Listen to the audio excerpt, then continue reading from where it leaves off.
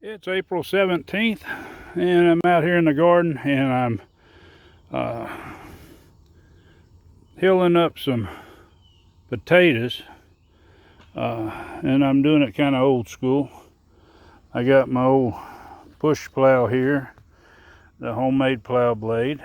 I'd purchased this. I got the metal parts with the sweep, which if you don't know what a sweep is, it's kind of like a bird, or it's got wings on both sides. It's good for weeding, without having power tools, and it's really easy to use and good exercise.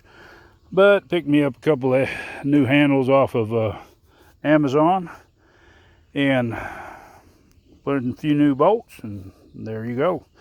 But what I'm doing is I'm fertilizing these. I have my chicken litter, and I've added about a cup of bone meal to the mix, give a little bit of extra phosphate, and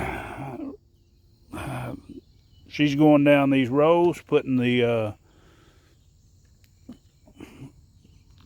mix beside them on both sides, and then I'm pulling some dirt up. Main thing is kind of covering most of the fertilizer and put a little dirt to the top. Now if it doesn't get a lot of dirt to the top, normally I would use a hoe, but it got a little bigger crop of potatoes this year.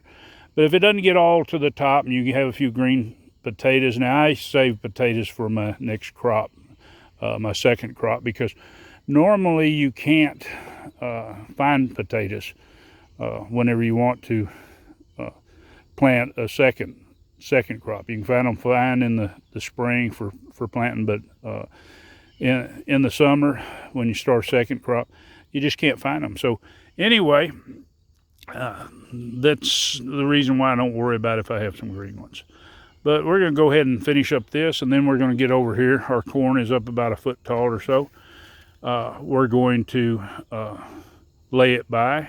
Now, if I can think, I'll go to another video and showing laying it by and showing what the benefits are of laying your corn by. But this is our sweet corn, our candy corn, and we had thinned it, and we had replanted between where we had some that didn't it got washed away or didn't germinate, so we had fixed those places in there. But let me get finished up here.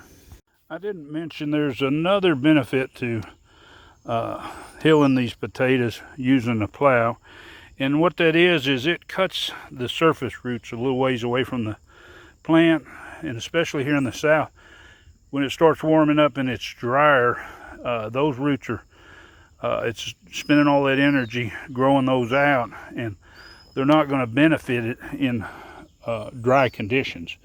So when I come with this plow and turn this dirt up here beside it, I'm doing two things. I'm burying, well, three things: burying the fertilizer, building up around the plant just a little bit, and cutting these surface roots off so that the potatoes will thrive better, because they'll start focusing on those roots that are down deeper.